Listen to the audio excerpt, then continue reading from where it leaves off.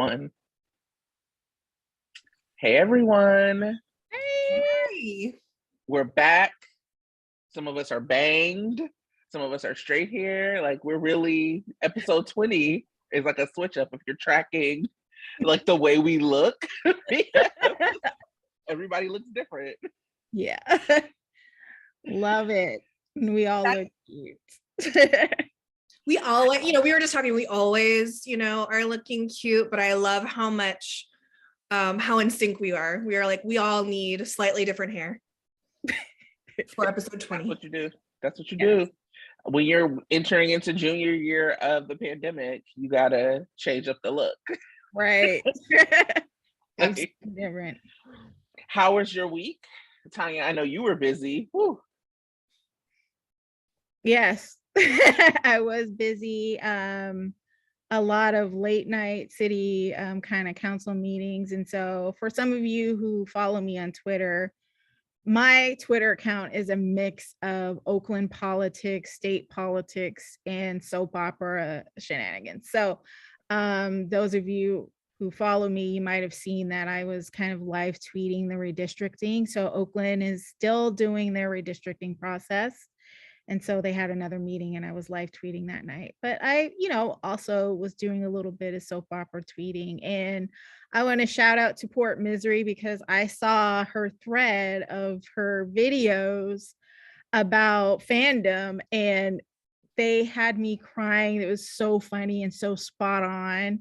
And so I just want to give her another shout out because I said it on Twitter, but I just want to say it again. It was just amazing. And I can't wait to see more. If she does more because it was awesome. So yeah, you can never shout out Tara enough. So sure, we joined.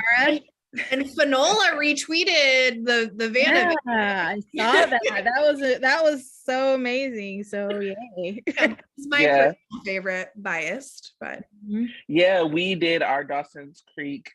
Casey's Creek, which we'll talk about space on Friday, and Tara wanted to do a Point Misery one, and so she changed it, and we joined very drunkenly, actually, joined her space yesterday. Yeah, literally, I was like, I want to have bottomless mimosa. I want to have brunch, and so we were like Bailey's in the coffee, like this much orange juice, like a dab of orange juice, and lots of champagne. So it was fun. We'll be bored. We went through a couple bottles of champagne, but only like this much orange juice. It was a mess, which what I'll share from that experience is the text message I sent my friend who had called me at the beginning of brunch. And I was like, I'll call her later when I sober up. And this is what I wrote to her at 7:35. I've been drinking all day. So I'm going to need to call you back tomorrow, LOL. I thought at some point we would sober up, but that was folly. And that about sums up my week outside of GH. Yeah, that's right. Yeah. Y'all want to get into this recap? Yeah. So it is longer than last week, but shorter than normal. So we're going to get it. All right, here we go. Curtis and Laura meet up at the Savoy to catch up. Curtis tells her about his dad being back. Laura tells Curtis that she's been in contact with Jordan at Camp Kidney. Marshall fakes a wrist injury to have some time with Epiphany, where he asks her on a date. On said date, he presses her on why she's a nurse and not a doctor, and then he has a cardiac episode. He's tended to by Epiphany, Finn, and Liz, who are also at the restaurant on a date. Curtis rushes to the hospital when he finds out. The doctor discharges Marshall with a secretive plan and says that he stood up and grabbed his chest like an episode of Sanford and Son because of something with his medication. I don't know. When Epiphany questions this, she is met with but you're just a nurse from a white male doctor. Despite the conversation that Curtis had earlier with Drew about Marshall being a witness protection and Marshall continuing to talk in circles yet again, Curtis does take him home from the hospital. The Port Charles Grill is clearly the place to be this week because Alexis and Sean are there for dinner, when Harmony comes in for takeout. After Alexis asks her to sit with them, and Sean has some side eye for that. Sean, a man. Anyway, Harmony tells Alexis that Sam is not happy about their friendship. It says that it will take both of her daughters time to accept that friendship if they ever do. Alexis later tells Sean that Christina's opinion is the one that matters most, which I'm sticking a pin in that. Speaking of Christina's parents, Sonny's behavior has become more and more erratic, and Dante witnesses most of it. He insists that he and Carly need to be together to deal with their issues, and he confronts Chase about BLQ at the gym, and he gets into a fist fight with Victor Cassadine, where he sides with Scott Baldwin of all people at Charlie's, while Phyllis is like, what the hell is happening here? In another week of Carly having the same conversation with different people, we see her vent to Diane, Sam, and Bobby about her marriage. All varying conversations that are basically the same. In my WTF moment of the week, Britt goes to Nina and asks her to talk to Sonny about helping Brad. Somehow this leads to Britt calling the Corinthos house, and when Avery picks up and says that Carly and Sonny aren't home, Britt tells Nina that Carly moved out. I don't know where she got that from that conversation, but I digress. In a storyline I am closely tracking, we see Portia put Terry on the dating apps, and Terry has a match. I'm crossing my fingers for just a great and beautiful Terry romance. So putting it out there. We get brasha scenes this week with Sasha trying to do yoga with Gladys in her ear, talking about her dead baby, and Brando bonding with TJ at the boxing ring. BLQ and Chase are living in Jackson's old house where Finn and Dante help them move in. BLQ overhears Chase saying some not great things about her and gets upset. Ned comes by, and it is clear he has no time for Chase, but their conversation shows that BLQ is thinking about Chase as more than just a friend. When she is home by herself with baby Weezy, she hears a noise, and when she hits an intruder over the head, we find out it's Cam trying to have some alone time with Joss. Apparently, no one told Joss that Jax was renting out his house. Liz comes to check in on Cam and make sure he doesn't have a concussion. When they get home, she tries to have a safe sex talk with him, and he runs upstairs to escape the conversation. The next day, Dante comes by with news that Franco's art studio caught fire and it was arson. Cam suggests maybe Peter August to cover up all the evidence that he killed Franco. Liz and Cam talk about how this brings the grief back for them and feels like losing Franco all over again. And oh, Peter. He's at the hospital making threats to Finn. He remembers that Finn pushed him down the steps and wants to use that fact to blackmail him into stopping his transfer to Pentonville. Finn says absolutely not. When Peter tries to bring this up to his lawyer, Martin refuses to use it in his defense. He thinks it will hurt Peter's chances of beating the Franco murder charges. But Peter does have Finn shook. So shook, in fact, that he confesses to Chase. Finally, some of Port Charles, mostly Cassadines, gather to say goodbye to Luke, who Spencer sums up as a grifter and glorified con man. Victor shows up at the Haunted Star, where Laura wishes him dead and pushes him out. Helena sends a video message. Grumpy old men fight at Phyllis's bar. Carson looks miserable. None of Luke's kids are in attendance, and Luke's ashes fly in Scott Baldwin's face. The toxic masculinity is truly a perfect send-off, if we're being honest. The end. What did y'all think about the week? What were your favorite moments? I think the week was actually pretty good. It's funny because sometimes I think for GH it's going to be like so, but then GH always gifts me with a Friday episode, and then I'm just like, oh, this was awesome. So I really thought Friday's episode for me was the best, but there were some performances throughout the week that I really appreciated. But I can talk about that more when I give my kudos. But yeah, it was pretty good. But I actually really enjoyed Friday. Mhm. Yeah, I also enjoyed Friday. I thought the week was really inconsistent. Like it for me, Monday was unbearable. Thank you for doing that recap, Tracey, because I normally rewatch all the episodes at least once. Sometimes I'll rewatch it twice. And I as soon as it was done, I was like, I'm not watching that again. It was so awful.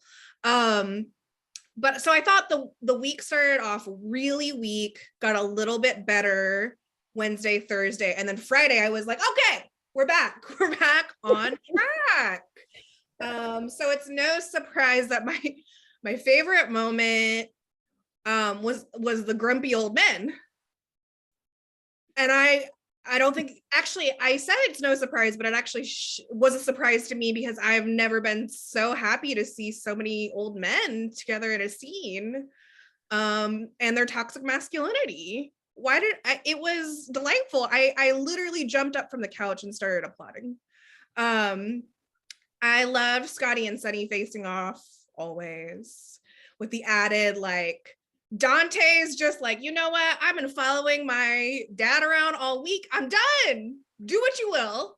And I feel that so hard. And then like Robert and Phyllis trying to de-escalate. Like we always know Phyllis is going to de-escalate, but when Robert is the person who's like telling you to act right, you know something is not quite, it's not tracking. And then Victor walking in, and finally Scott and Sunny have something to unite around. And so them getting in their old man brawl just felt like the most fitting memorial to Luke. And I also really loved when they were leaving. This is actually the only reason why like Sunny isn't my thing I want to see less of this week, because it was very close. It was gonna be him until Friday. But when he was like gonna go back for round 2, he's like, I'm gonna go smack him. I've never liked Sunny more. And also when they were on the landing, like getting ready to go on the boat, and Scotty asked if he looked presentable. And Robert just looks him up and down and was like, why start now? I love it. But I also want to give an honorable mention for the most romantic moment of the week, which was Scotty being kissed by Luke's ashes. Get out of here. I for sure thought you were going to say Vanna, and you were just like, so that was a surprise. What a redirect. What a redirect. Redirect. Because I was just like, she's going to say Vanna, because that scene was awesome too. There's so much that I loved about that, because Valentin and Anna kind of had a little bit of a conflict, just a tiny bit, because I think Anna was like, what's the point of going after BOQ? And he's like, because that's who I am. I thought you like knew that and accepted that, and if it's going to be a problem, I'm sorry. But and so Anna was just, but then Anna admitted, in some circumstances, following the rules isn't, kosher, because, with Peter and everything, but she's like, Brooklyn, no? And he's like, yes. And I was like, yes, because Brooklyn is acting out of pocket when it comes to Valentin, and I don't appreciate it. And so I was like, Team Valentin, like, yes, he's going to go after her and it's going to be enjoyable. But I think they still kind of worked it out in the end, even though it wasn't necessarily resolved. But yeah, still, it was super romantic. I felt, because he, him grabbing her hand, and he was awesome. I'm in love with I have more on them later, but I hated this week, if I'm being honest. The only day I actually really liked was Friday. Thursday was bearable. And I was like especially annoyed because the executive producer like tweeted out like, this is a romantic week. And I was like, what was romantic? Was the cardiac episode romantic? Was what happened that was romantic this week? I mean, I did think it was romantic to see Brando and TJ at the boxing ring. I do ship that, but that I don't think is what we were talking about. So I just felt, I was not satisfied even with Luke's memorial. I was like mad that, as I said, like none of his kids were there. I don't know. But my favorite moment, controversial, I know, and I'm happy that I have Carly's name muted on Twitter, is that I really love the Sam and Carly moment. I am tired of Carly like having the same conversation over and over. And that that continues to annoy me. But I've actually always really liked the Carly Sam dynamic, of people who like hated each other for a long time and then like have come together, not necessarily as friends, but like with an understanding. And it also reminded me how mad I was that Jason and Carly didn't go tell Sam that they were about to get married. Mhm. I think that Jason should have told both Sam and Elizabeth as like the mothers of his children, but he's a deadbeat, so whatever. But Sam has actually always been a part of their world. It was Right. no reason to not tell her, even when she was trying to back away. When like the last time that we kind of saw a little bit of like Sam was when Sam was gonna run off with him when Britt did instead. So when he like escaped the hospital and prison and all that, Sam was like, okay, what are we about to do? Where are we about to go? And he was like, no, you stay with the kids. And Britt was like, I got this. And that was like kind of like the last bit of Sam, but it was close enough to that Jarly wedding that they should have said something to her. So I Mhm. was happy to see that come back around.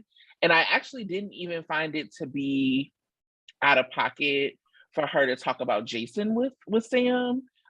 Because for me, it was like just so clear, like, yeah, Sam's over this shit. Because even though we don't get to see Sante on screen, Sante is like, where Sam is. She got her little, bite-sized snack, and that's what she's doing. So that was my moment. Who were your performers of the week? Yeah, so there's a couple of, well, I would say my runner up would be Dominic Zamproglia. I don't know if I say his name right. It was funny because I saw a video from Maurice Bernard when he had Chad Duell in his car, and then Dominic was outside the car, and Maurice was saying Dominic's name, and Chad was like, "That's not how you say it," or something. And I was like, "Am I saying it wrong too?" So, but I really enjoyed the scenes with Dante this week, especially him, trying to babysit dad and trying to figure out what's going on with Sonny. I think he's picking up on some real issues with Sonny and not necessarily recognizing that it has to do with his bipolar, but he's seeing that, there's something not quite right there. And I'm loving him, just seeing them interact more. And I loved his scenes with other people, even with, getting in the way of Vanna. So I really, if Friday didn't happen, totally would have given it to him. So he's my runner up. But ultimately, I think it was the ensemble cast of, the old bros trying to fight it out, because it was one of those things that, like I said, I like to give awards to people that elicit a reaction to me, and so, or from me. And so it was that day, the bar fight, that really elicited a reaction. So it started off, with Sonny being, really kind of strange, being super like angry and emotional and drinking, thinking something's going to pop off because of him, not being on his meds. And then it's, all of a sudden Scotty comes in and there's an encounter, and it's really like fraught with tension, right? There's that buildup where Sonny was really wound up at first because of Carly and then because of Scotty. And you saw there's a little scene where you see his hand clenching, like something is really about to pop off.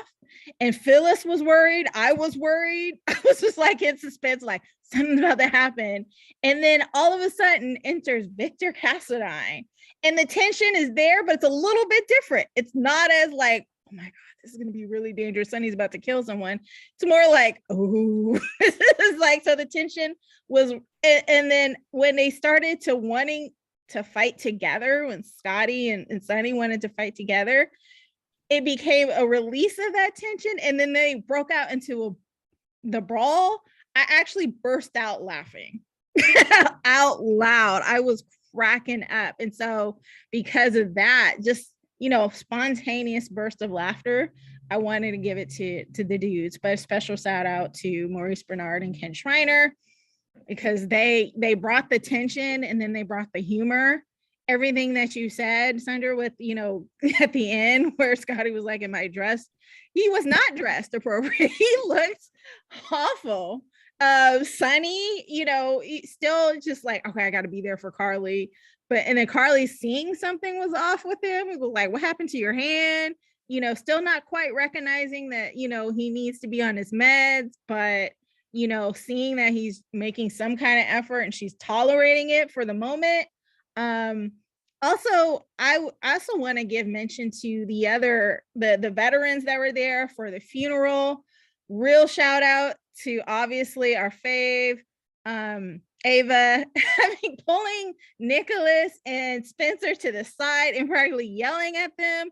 Not necessarily a fan of her defense of Luke, but the fact that, she told Spencer, you need to be quiet right now. You need to chill out. I love that. So, the whole day was great, but the brawl did it for me. Mm-hmm. Yeah. That's it. I loved your description of the brawl. Like, as you were like going through it, I was like listening to it like a story. Like, tell me more about it. Tell me more. It was, it was a mess. And shout out to Charles Shaughnessy, who always, just like the way he comes into any room, he's such a mess. And you can just tell he's having the time of his life playing this character, which is why he's such a good villain, because he brings like this when Spencer was like, great uncle, you gotta get out of here. Like, a gentleman doesn't stay when he's asked to leave, and he's like, you're right. You're right. And then he did the gentlemanly thing after the brawl, stayed up to clean, bought the top shelf alcohol. Which was only $55 though. I was like, where are y'all at that the top shelf alcohol is $55 from behind the bar? I want to go there. Right. They're bringing back the small town bar where it probably is $55. and Dixon Falls special. All special. Yeah. But he, threw his money around and then had a toast to Luke. That was also great. That was pretty awesome. We love a well-mannered villain. Why we love the Cassadine. Yeah. When he was picking those tables up, I was like, what is going on here? Like, he was really cleaning up. And also what was funny to me during the brawl, I don't know if you guys noticed, but it was like the bodyguards that got beat up the most, apparently. Because I saw after the second scene, one of the bodyguards was like thrown against the bar. And I was like, I was like, funny. It was hilarious. And then he gives a shout out to his bodyguard. Was like, good job, old chap. Yeah, because he was the only one that didn't have bruises. Apparently his bodyguard fought for him, but the other ones were fails. It was hilarious. I also just think that like Jeannie Francis and Jane Elliott are like such gems of the genre, like they just like ground things in a way. They can switch from being like super funny to like being emotional. It's something you can only do with that much experience and that much talent. I listened to the Nicholas Chavez interview that he did for Soap Opera Digest. And the way he talked about Jeannie Francis was just really beautiful. He was like talking about how good of a person she is and how that comes through in her performance. And I think that came through in the performances this week as well. Even those small moments between Spencer and Laura are always just warm my heart.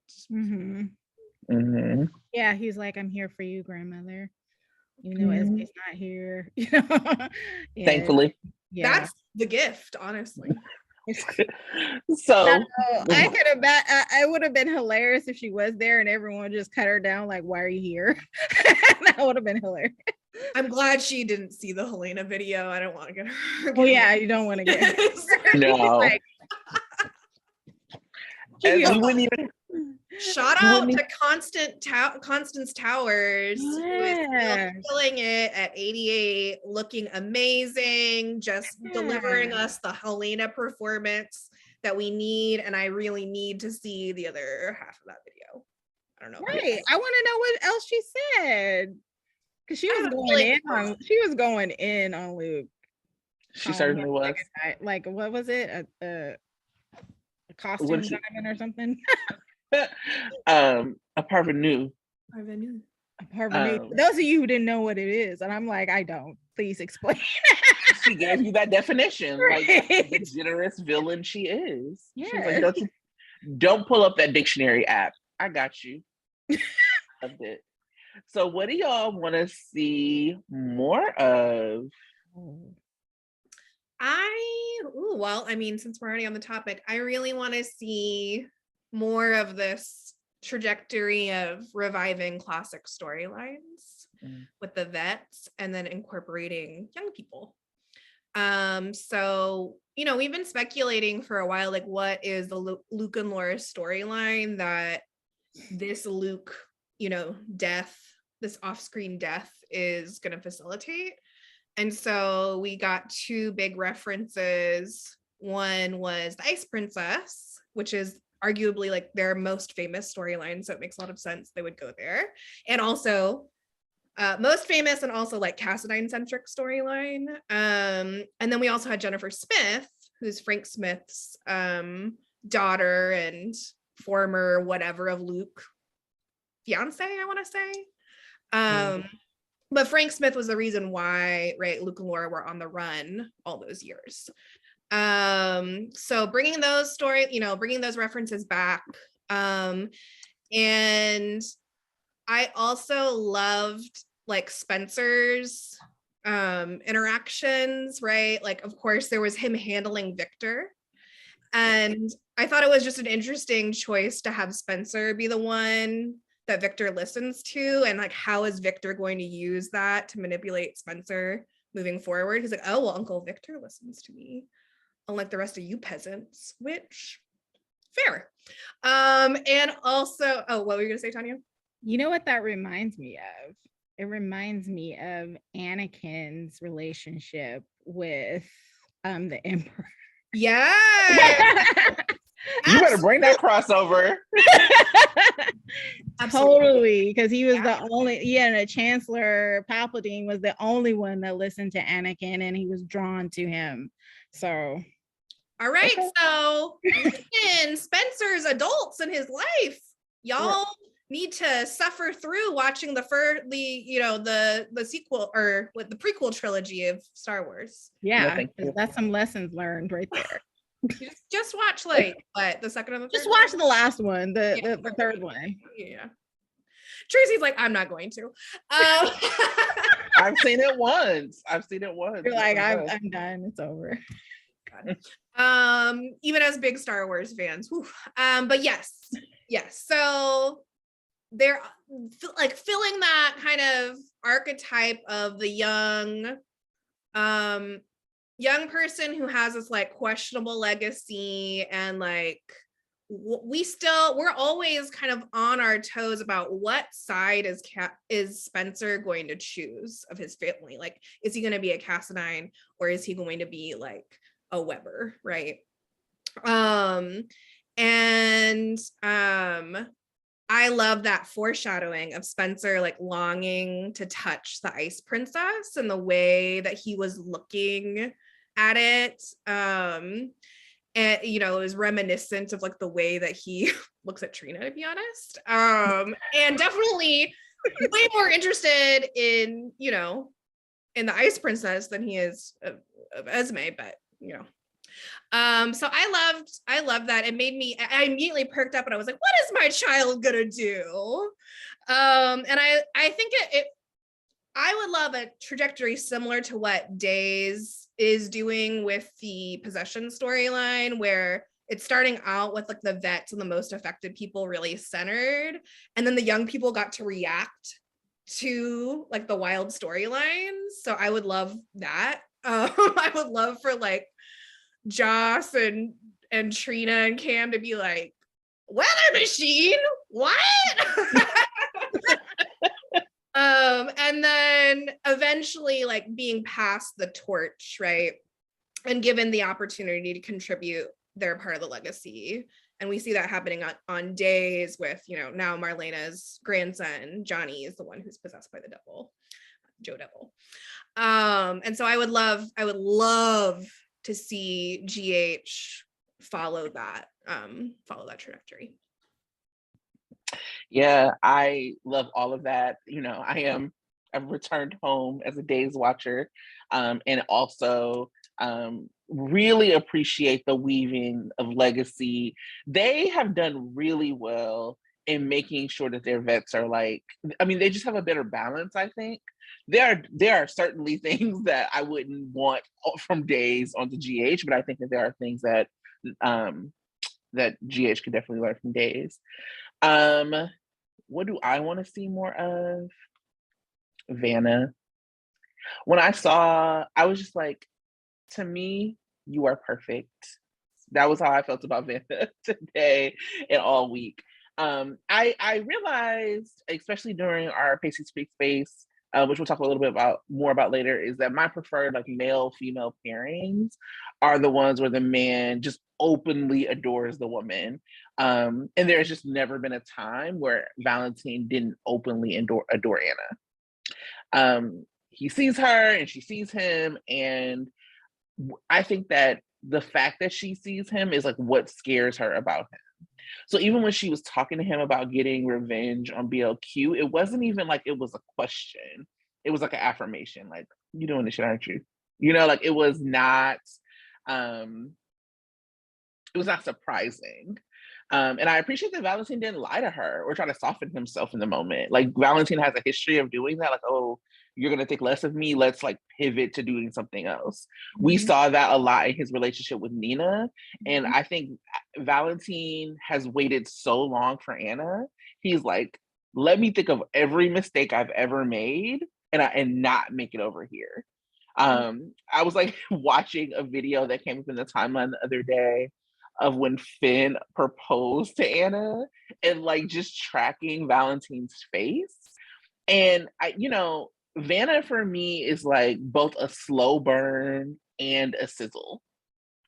And it could only be achieved by these two actors playing these two characters.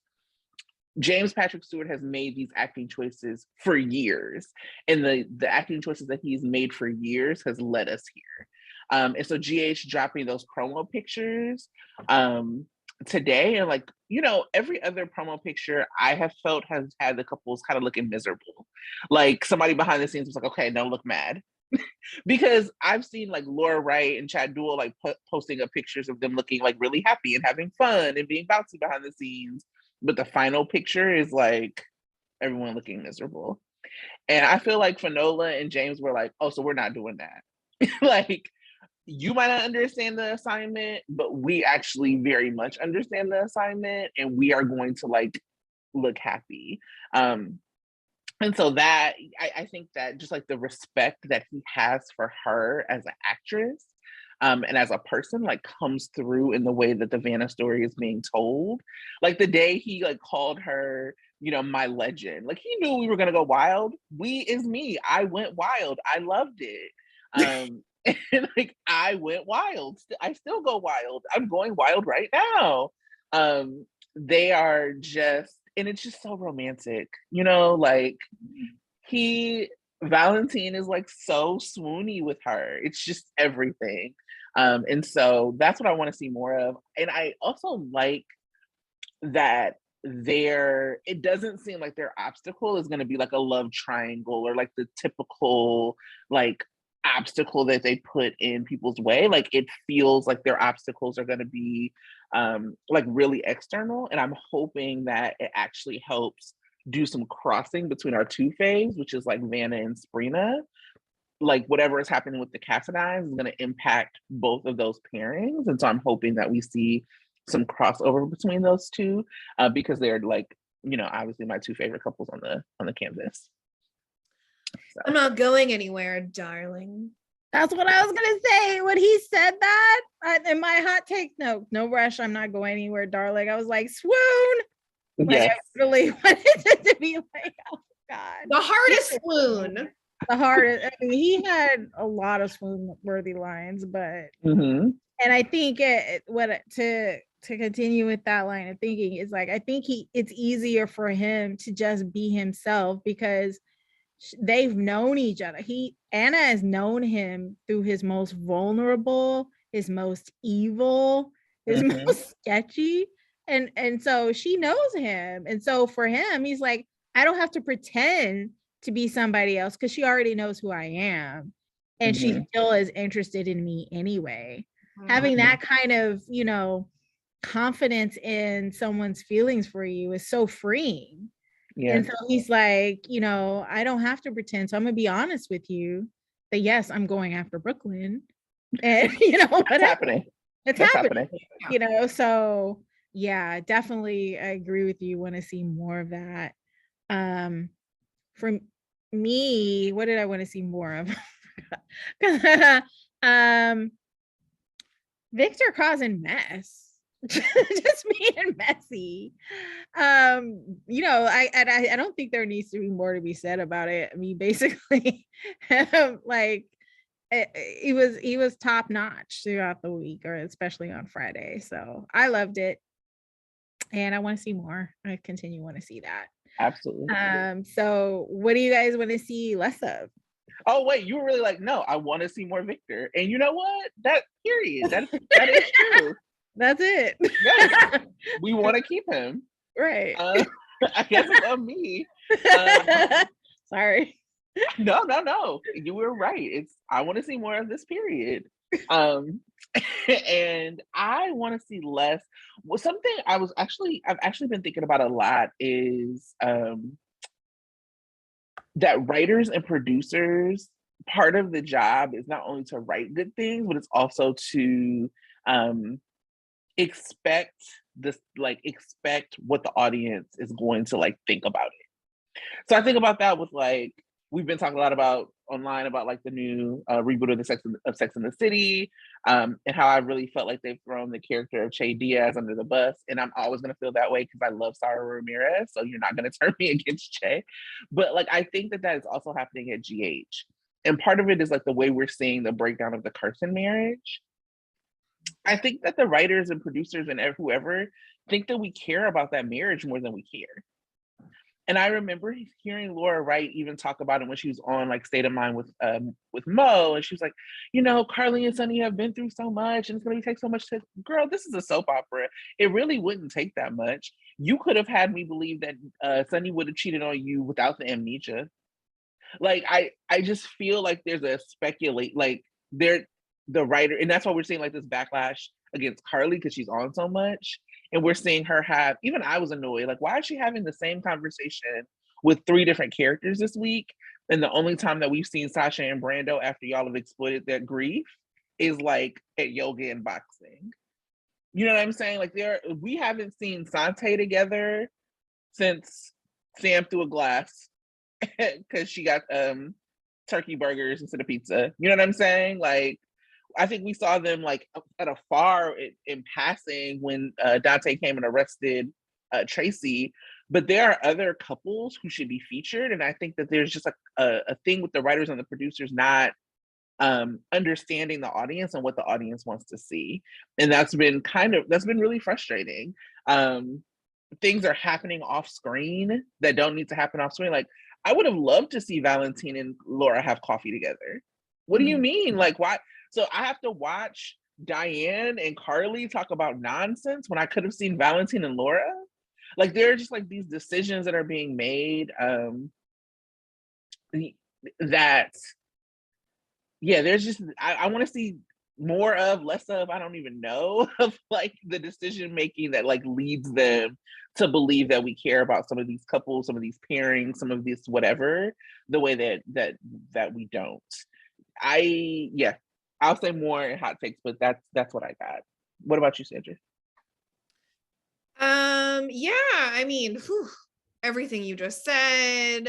I think that even if you did care about Carson, and I obviously I don't, but I imagine that if you did, that also watching them deteriorate like this so slowly and agonizingly, having the same ass conversation over and over again. It's probably not fun for Carson fans either. So I'm like literally like, who likes this? Who is this for? I don't understand. And basically, I mean, what I had said I was going to want less of was like scenes where we're saying the same thing over and over again, right? Like the scene partner might be different, but we're basically just getting like all the different sides of like Carly's side, Nina's side, Sunny's side. I'm like, great, we've got all the sides now. We've got them covered, and we move on. It's the same thing with Marshall. Yeah, no, that's exactly what I was about to say. I was like, Hat Daddy. No. I like it when you do that. Hat Daddy and Nixon Falls are the worst offenders. They are the worst offenders. It's why Monday was so awful, because it was just them. That was my only note about Monday. And they were so bad, y'all. Real talk, controversial statement. They were so bad that I found myself missing the baby swap storyline. I'll see you later. You're like, okay, I'm done. No. In this conversation. No, I got you. You're right. Even more controversially, I even found myself liking Chalin when they came back. I did too. Right? I did too. I mean, hats off. I also think, and this is not necessarily something I want to see less of. I want to acknowledge that I also think that Chalin's just also doing better.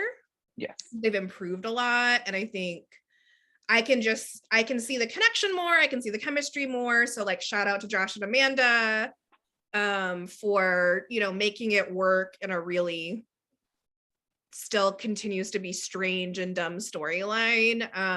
And so don't, I'm a Libra. I'm a fair person. I've been hating on Chalin, and the Chalin followers may not see this because they already have me blocked, but I don't hate Chalin anymore. And at this point, I'm just like, y'all just need to have sex already. But so yeah, like that is how much these like the Nixon Falls and the Hat Daddy storylines are dragging, that I find myself like grasping onto these storylines that I don't even particularly care about. So that's what I want to see less of. I think Tonya, you might have been the only person who was like kind to Chalin in the past. I actually liked them more this week too. Mm-hmm. It is something in Josh Wicker's performance that has changed. I feel like before he was not playing it as somebody who was interested in him. Right. He was playing it as like, or he was interested in. He was playing like, oh, buddy, old pal. And now they've been like, yo, y'all are on the road to being together. I do feel like some of his performance has switched. Yes. I think it was more on him. Again, because I like relationships where the man like adores the woman. And so I wasn't seeing any of that from him. And now I'm seeing a little bit. Because we know Amanda, she's had to do that flashback back to, Chase's towel dropping so many times. So we know she has been putting it in. Right. And I do think that Josh has stepped it up, and I appreciate that. What was interesting to me about Chalin was the fact that when Brooklyn overheard him say, why would I be interested in Brooklyn? And she was hurt by it. That made the couple more interesting to me. Like having like romantic conflict made it more interesting than them trying to make that sauna scene sexy. And so that kind of turned it around for me. So yeah, shout out to the writers doing better with Chalin this week. And I have to agree with you. I guess what I wanted to see less of was, Hat Daddy trying to flirt with Epiphany. I like that was my first hot take. Is Marshall flirting with Epiphany? Stop it right now. I don't want to see that, because I'm just not interested. And not that I'm not interested in Epiphany getting in a relationship. I'm not interested in Marshall trying to solidify himself in other ways, because I'm not satisfied with how he's relating with Curtis and the family. So I don't like it. Until he does right by Curtis and his family, I don't want him to be happy with anybody or have a good time. I don't want him to have a side, hobby. I don't want him to be interacting with anybody else. He can be evil if he wants to, because that kind of actually aligns with what I'm thinking about him. I don't want him softened up unless he does right by Curtis. So sorry, daddy actor. I was like, you need to get the writers to do better by you, because right now it's not working for me. What I'm hearing is you don't ship it. No. What would it be? Marpiphany? Oh no. Like, there's not even a good ship name for them. Yikes. Ugh. It was bad. It was bad because also wasn't he just like, I don't date. Right.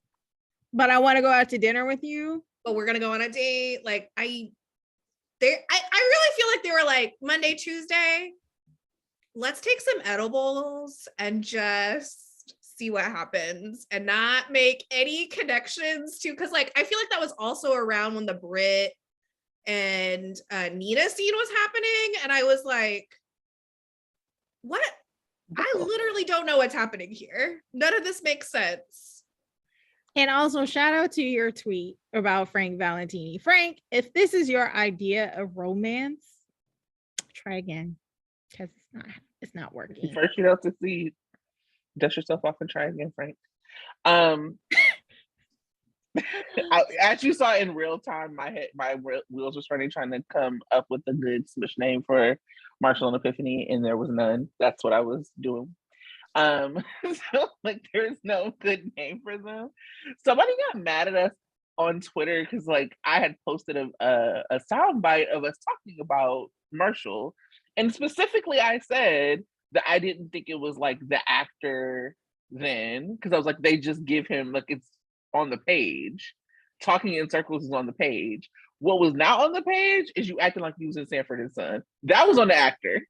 That was too much for me. When he put his hand on his chest and was like, why did you stand up for this? Why? They get mad. Why did they get mad at you? Who got I think they hadn't like read the tweet.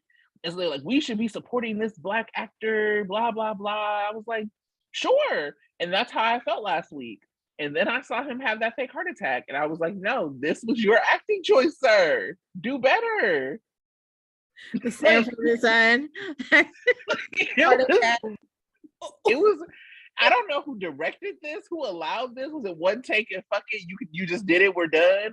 It was bad. It was bad. It was a choice. It was bad. Yeah. And I just think that like, I don't understand. People have said this before. Curtis is right to be like, who are you and where have you been? Right. And so dude has been on screen for months, and all we know is that he maybe was in witness protection and like he probably has a health issue. And we know that he's an enforcer bully because he beat up the other. Oh, that was my favorite thing he did. Yeah, that was like most interesting. I want to see more of what is that about. But everything else, no, I don't want him having a good time being comfortable in pork chop. I don't want to see him have a good time. When Curtis was like, I might need to know something, like, I need to know about your health history. Right. And he's just like, well, whatever in your life made you so inquisitive. Sir, these are regular ass questions that you would ask of your father when he shows up back from the dead. And that triggered me too. That was another thing that triggered me, because you know, when I'm sorry, you know, mom and dad out there, when I ask you just simple information and you're just like, it's none of your business, stay out of grown folks' business when I'm an adult too and I need to know this. Oh, sorry. It was really bad. My parenting trauma out on this show, and I'm sorry, but it's like, oh, aren't we all taking our trauma out on this show? That's why I'm so triggered by Nina. That girl is my enemy for real. Was it this week when she said that she was tired of being what did she say, like the other woman with no benefits? Oh yeah. You are. What? Who's gonna tell Nina that the benefit of being Sonny's other woman is a baby? That's the benefit of being Sonny's other woman. Don't tell her that, because then she's gonna go even harder. Get that miracle baby. I'm telling you, that Sona miracle baby is coming. Sorry, y'all. More babies. No more Sunny babies, no more babies, but you know GH can't resist it. They love it. right, let's transition. I'm sure that we'll have more to say about this. I could talk about Nina wanting to be a side chick forever, but like forever. What is wrong with you? Anyway, so deep dive this week, and I wanted to do a deep dive this week because I think next week is the cabin trip, and the week after that is the follow-up or like the fallout. And like as like Sprina super fans, I feel like that's gonna take a lot of like what we're talking about. So I wanted to do a deep dive this week because we probably won't do one for the next couple of weeks, but that also preps us going into like the kids going away. And so I wanted to talk a little bit about Lucky and Liz, Valentine's Day, 1999, when they exchanged vows in a church. And so to frame it up, I was not like a GH watcher during the time, but I was a teen during that time. And so I remember seeing these scenes back then out of context. Because it was like, look at these kids are carrying the story and it's so romantic. And so basically a year out from when Lucky had found Liz after she had been assaulted, he took her to a church and they exchanged vows. They're now called, like if you look them up, it's like permanent lock vows, because they said in the vows, you have my heart, that's a permanent lock. And I'm gonna just be honest with y'all, I was really touched again. Like I thought it was so sweet all over again. And it was just like really a reminder because I feel like they haven't like used Becky Hertz or like given her a lot of like really good material in the past few years, to be honest. It was a reminder of like what her fans like see in Elizabeth. And like how she's like been able to carry a story before. I also like really reminded me. So anyway, they do these vows, and then they get stuck in this church and they're snowed in, and so they have to call little Emily, which was Amanda Tamberlin at the time, and Nicholas to come pick them up. And this is like when Emily has like a crush on Nicholas, but he's not looking at her like that yet. And this like the aftermath of this, when they all get together and they're like in a hotel room and they kind of like veg out on caviar and filet mignon, when Lucky wanted ribs, you actually like cement them as like this four musketeers, as like Nicholas starts looking at Emily like, oh, you could be a little older grown, or I kind of do think you're like, that was like the first kind of inkling of that. And it reminds me of like where our kids like are headed now, like into this cabin trip. They've already had, you know, Joss, Cam, and Trina have already had like a bonding trip in the past, but that was like around Oscar dying. This is going to be like the second bonding trip around Spencer going to jail. And so something that really stuck out for me was that when I was watching this, was like Lucky was very much like the teen heartthrob of the time. He was romantic, he was the savior.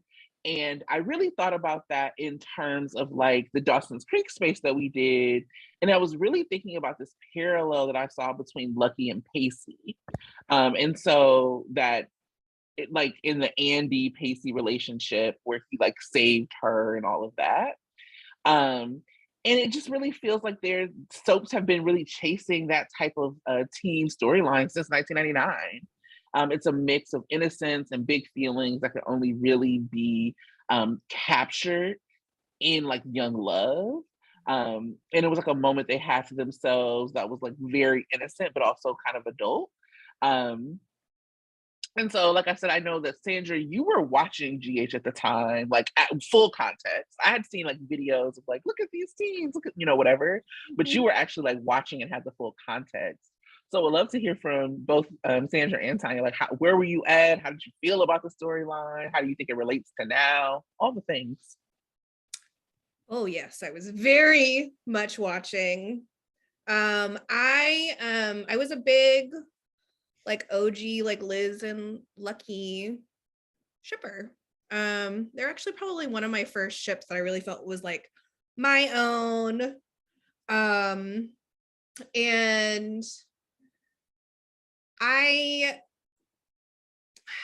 I really like what you said about Jonathan Jackson really resonates with me about his like role as like the kind of like the sensitive teen heartthrob too. Like when I was rewatching those scenes, it was giving me like young Leonardo DiCaprio when kind of before Leo's like bad boy face, right? Before he got it older and started dating, you know, people half his age. But half at best. I know as he gets older, that ratio gets different. But I loved Lucky so much. I definitely had a huge crush on Lucky. He was very sensitive and he played the guitar, which I now found to be really annoying. With age comes, you know, wisdom. Be careful when they bust out the guitar. But he even had that kind of like, you know, almost like feminine way about him that felt like really safe. And it was like I think that was a really important part of his and Liz's relationship, was like the safety within it that she found, both like as like a trauma survivor, but also as someone who's been abandoned by her family. So I just watching those scenes, they were really sweet. It definitely brought up my like warm and fuzzy Liz and Lucky's feels, and reminded me like it kind of also helped me. I wasn't quite a teen, I was a little bit younger, but I was like just a teen. I was like 13 or 14 at the time. And it felt like the ship belonged to me. Right. And I also, but what really struck me, and I actually got choked up, was when he called Nicholas get them out, and like he wasn't quite able to get the message through, and he just knew without a doubt that Nicholas would come for them. He said, oh my god, I'm starting to get a little, oh, here it comes. When like Liz was like, well, how do you know? And he's like, I know because if Nicholas made the same phone call to me, I'd come running. And they had like this very sweet exchange when they finally got back to the hotel and they're getting ready to go up to the room. And Lucky jokes like, I'm not gonna push you down the stairs this time. Yeah. And how much their relationship meant to me. Like watching them struggle with being brothers, with hating each other, with really saying and doing awful things to each other, and then being able to not only be brothers but best friends. And of course it just brought me back to like all the different ways their stories have intersected, and of course like they're falling out. And so I appreciated that, both like family and also like friendship element of that quad.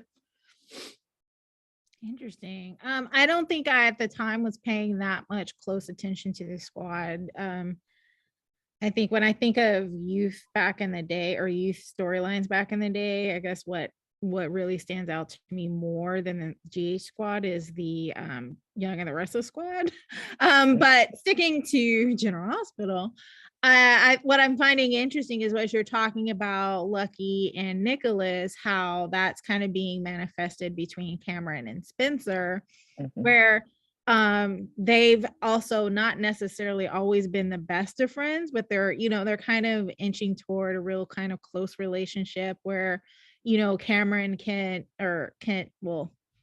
talk to Spencer and be like, hey, you can tell me anything, and Spencer being able to trust that. I think that's really unique. And even though they seem to be kind of sparring a little bit, having that relationship kind of parallel out is really key. And it'd be interesting to see how that progresses over time, as they both get older. Hopefully they get older with the show.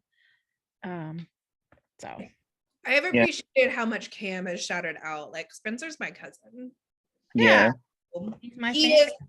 Spencer is an idiot and he's selfish and he's a snob, but he's my cousin and I'm going to be the one to call him that. Thank you. Yeah, I have like that, which, if we get Sesame, or ECAM as I like to think of it, It'd be interesting to see what that looks like for their relationship. And also, I mean, we talked about this at length, but it also just reminded me why the dynamics of the Nicholas and Elizabeth affair changed when Jonathan Jackson came back. Because I think Greg Vaughn is like fine, high quality white boy. Like, think he's very handsome. He's not Lucky. You know what I'm saying? For me, like Greg Vaughn is just like, he doesn't, for me, capture the kind of like young romance. Like, he's too hot, actually. I think that Jonathan Jackson is like very, very handsome in a very unassuming type. I play the guitar, like I do these things kind of way. Yeah, I actually never bought him. He's not the kind of Lucky that I think Maxie would lust for. That's why I think Greg Vaughn was good at the time, because if you guys remember, Maxie and Lucky had an affair when he was Greg Vaughn, not when I do. Jackson. So I think it's interesting how I would never see Maxie and Jonathan Jackson together, or Kristen Storms and Jonathan Jackson together as a couple, but Greg Vaughn, I can see Maxie wanting to go for that. I could see them together as a couple. I couldn't see them together in the ways that the Greg Vaughn, like Jonathan Jackson's face is just a little too soft for me to think of him as like this cop who's like addicted to drugs and sleeping with Maxie and like doing, you know what I'm saying? Like and it's interesting because like, as you talk about who your teens were at the time that this was happening, in real time, Kristen Storms was part of my teens on Days. So yeah, but anyway, I just think that it changed the dynamic. It was easier to forget the history of Nicholas and Lucky when it wasn't Jonathan Jackson. And when they bought Jonathan Jackson back, it was like, oh my God, like y'all are brothers. How dare you? It was different. Like, and we talked about like in the last deep dive how, you know, when they were trying to get rid of Rebecca, they did all of those flashbacks to reestablish the Liz and Lucky relationship just to like demolish it. And so I'm interested to see like what parallels they're gonna make with this teen group, like our current teens. I will write a letter if they try to break up the Trina Joss friendship.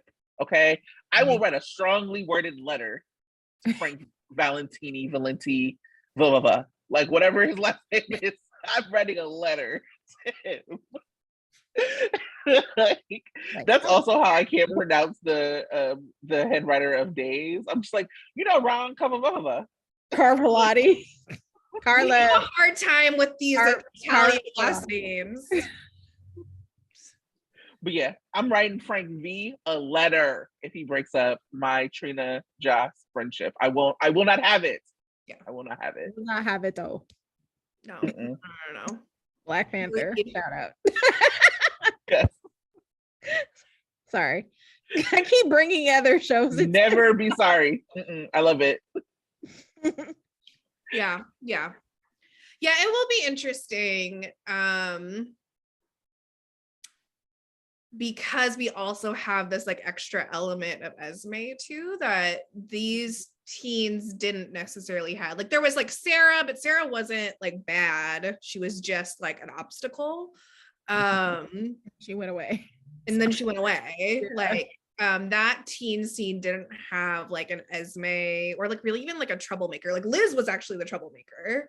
But never like, you know, no one was ever worried that she might start boiling buddies. Like it was more like, oh, Liz like sneaks cigarettes. Again, I liked that Liz. I thought she was fun. Maybe we'll see her come back in the ID storyline. Anyway, but that's for later. You know, I love it. I also for the Emily, Nicholas, Lucky Liz quad, I just found to Sandra's point that like they just knew. It was like, yeah, I'm gonna show up for my brother. And at the time, not having the context of understanding why that was so important. And so it really showed me like what soaps are about, which is that you should be able to see a clip and still be impacted. And if you are a soap fan or a fan of that soap, you should like be able to be impacted even further. And that like when you have these really big storylines, they should be where people can just jump into them. And then you can like read the backstories or whatever. And I feel like a lot of GH is like not doing that right now. How would I ever jump into the Hat Daddy storyline? I don't care about the history. It's not good. Whereas to like this like scene, this like iconic scene is something that anybody could have seen and been impacted without the history of those characters. Mm-hmm. Yeah. Well, that was the deep dive. I recommend going back to look at those beautiful scenes. They're on YouTube under, why do I forget the name of them? Permanent Lock Vows.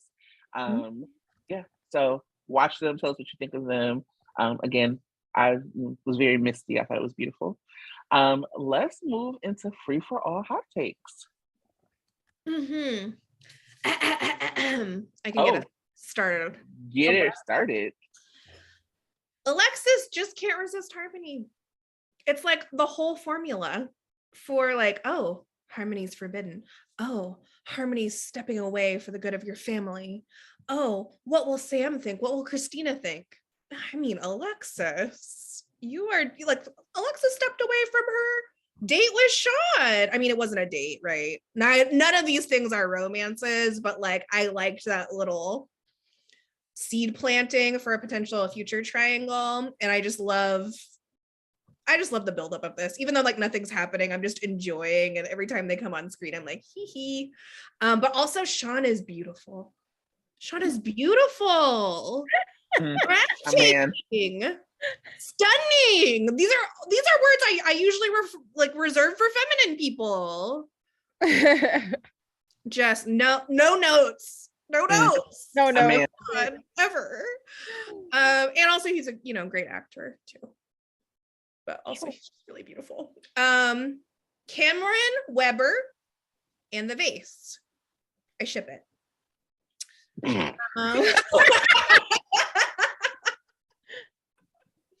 I'm also like high-key mad because I was like I knew about the vase because there was like a leak from the stunt double, but I had this whole elaborate story and I had to do with Esme and Chase and then it was just this. So I'm still mad about it. Dom is a bite-sized snack paired with an aged fine wine. Ooh. That's why I said it was tapas. Instead of actually it's bite-sized, because it's like he's like a small meal. Like he's not just a snack, like a whole meal. And to go with your wine, yeah. He's a charcuterie.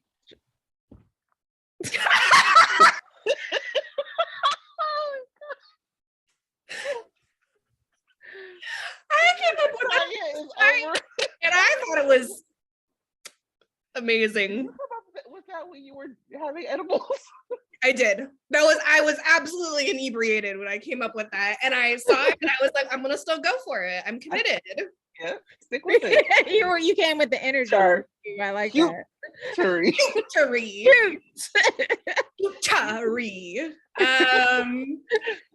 Sam is a much better person than Carly. Yeah. Carly would never do this for Sam. Never. But I appreciated it on my behalf that Sam affirmed Carly because I just needed someone to be like, say something that was sensical. Manifesting a whirlwind Terry romance. Manifesting. I need Chalin to move out of Jax's house by the summer. Because in my headcanon, that is Joss and Trina's summer bachelorette pad. So they're gonna have to clear out because I need it. And then my one issue with Valentin's revenge against BLQ is that I feel like it's overkill to have Valentin, Victor, and Austin all plotting against Brooklyn. Yeah. don't need all those people. You don't need all those brilliant minds. Like, honestly, y'all could just really, like, one of you could phone in like a half-assed revenge plot and you get her. You get her. So, like, but just otherwise, let it be Valentin. Just let it be Valentin because he's the one with the most. Yeah. I mean, otherwise, full steam ahead. Do it. I love it. And I also just appreciated, like, I appreciate that last part of the Vanna scene. Well, first I appreciated how huffy Valentin was when Dante showed up, like right after, like, he had been like, I thought you knew me, and then Valentin was like, oh, don't worry, I'll go. I was like, oh, someone's a little upset. And then he came back and was like, can we still be friends?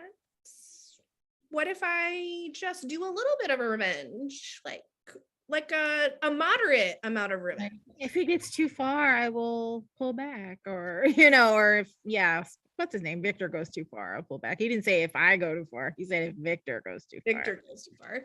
And then I liked how, he was like, oh, do you trust, because you trust me. Right. And she was like, I don't know you.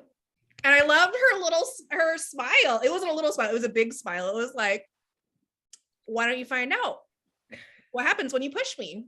You actually know. All right. And how much he also loved it.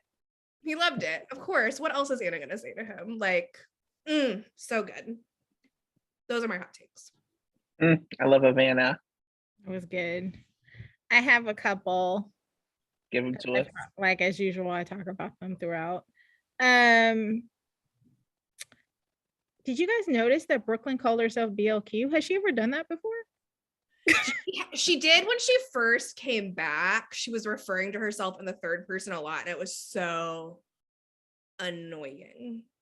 Well, yeah, but this is the first time I've heard her say BLQ, because I thought BLQ was just a social media fan saying. No. And then she's like, oh, you're BLQ, you can handle this. I was like, yes, but no. She hasn't done it in a long time, but she was doing it like constantly when Amanda was first recast. I know Amanda's not on social media, right? No, just that. So okay, so she's probably not necessarily paying, but that I was like, oh wow. Yes to Epiphany, tackling the issues of doctors misdiagnosing Black people. I appreciated that. That was yes. And it seems like something she would do. She's a good nurse. She's seen good, practice, and this doctor not doing what he's supposed to do. She was like, and it wasn't, I'm feeling it wasn't necessarily about Marshall, but just about her knowing what doctors are supposed to be doing. I'm hoping that's the case, because I'm hoping she's not in love with Marshall, because Marshall doesn't deserve her. Anywho, because I don't want to see it. Thursday, I love the conversation actually between Finn and Chase. I'm glad he talked to somebody about it. And I'm glad that Chase was just like, no, he didn't pull the I'm a copper thing on him. It was like, oh, we need to go to the police. It was more like, okay, well, it happened. You're not perfect. I still think you're a hero. Thank you. He was like, I'd have found out. Yeah. Whatever. Tell them harder. Right. And I was going to put Peter down as what I want to see less of, but I think we all want to see less of it. And the reason why I didn't put it in that category is because what I loved Martin telling him no. It's like, okay, I'm hearing you out, but you telling the world about what Finn did to you is what you're not going to do. I love that. I was like, thank you, Martin. That was appreciated. What else did I think I already talked about? Shout out to Ava kicking ass and taking names. Her hair was on point. She looked, in my mind, her outfit for Friday was the best because her haircut was on point, makeup, all of that. Beautiful. Stunning. If Olivia was there, there would have been competition, but there wasn't. So Ava was queen.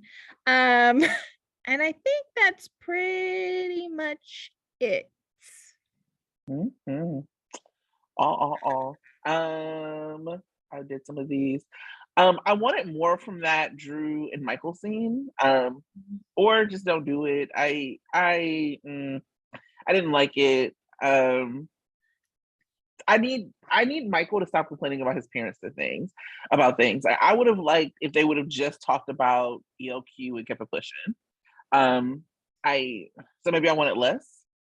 Whatever.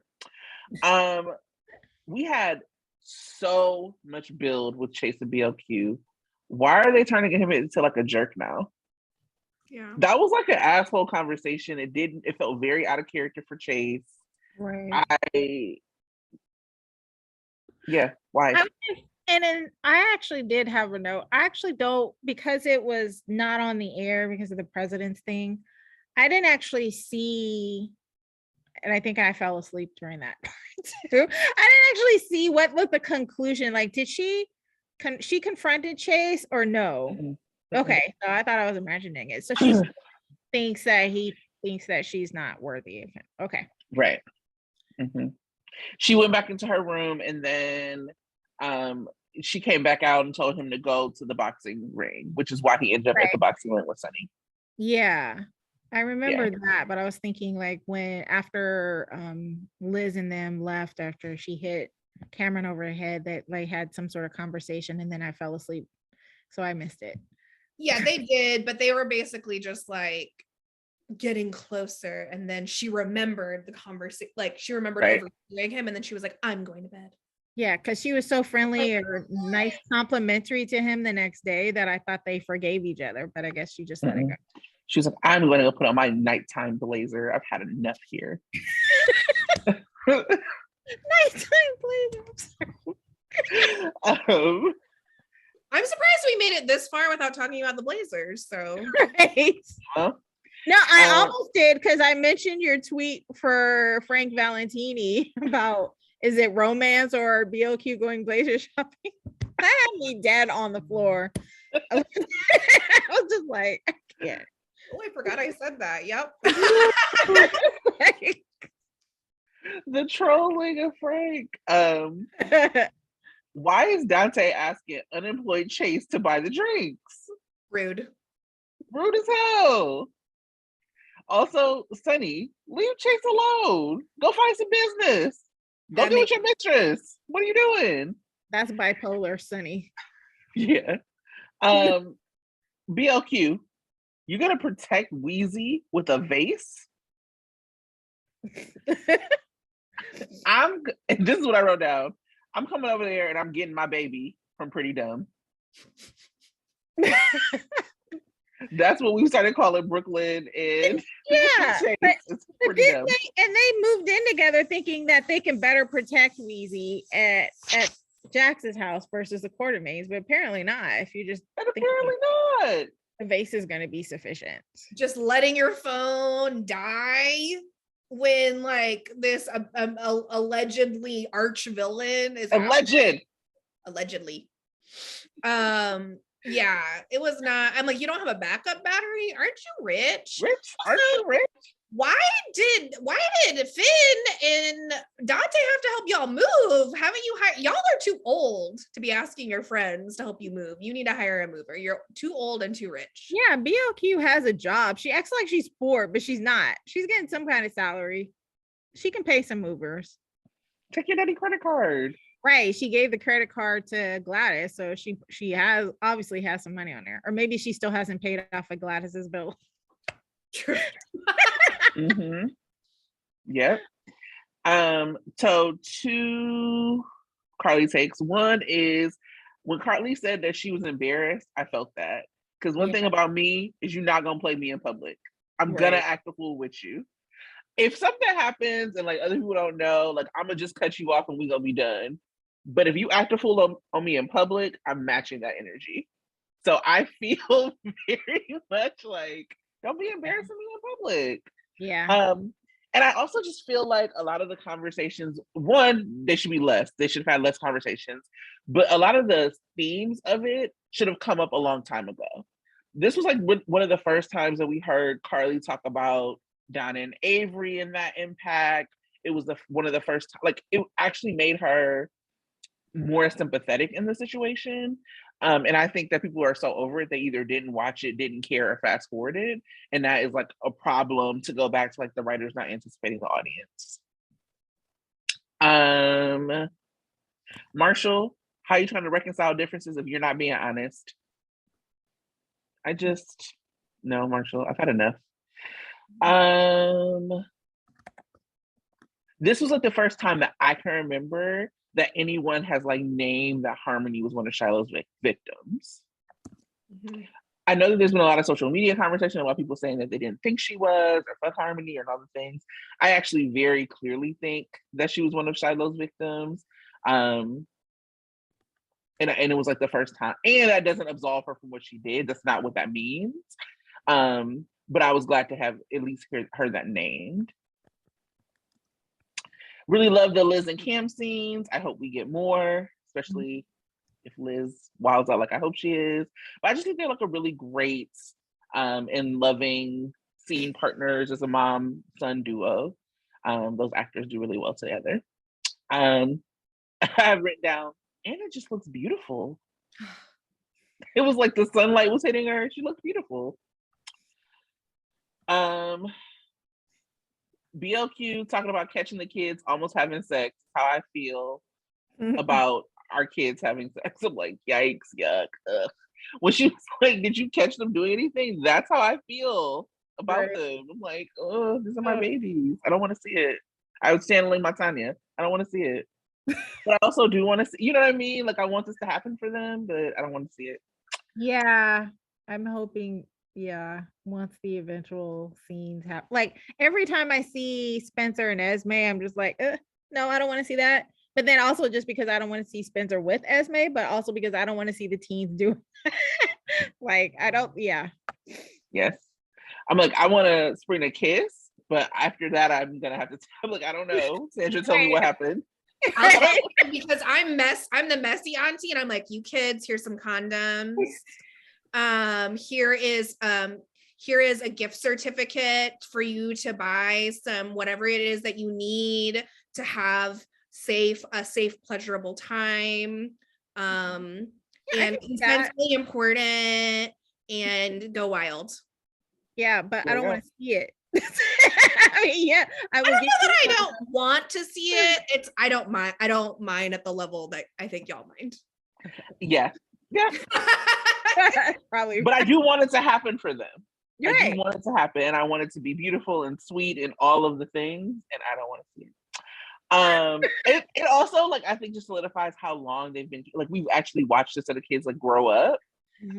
And so it's not like if I peek at another soap or like another show, we've known them as like our kids for like 4 years or something now. Like they've been our kids for a while. Yeah.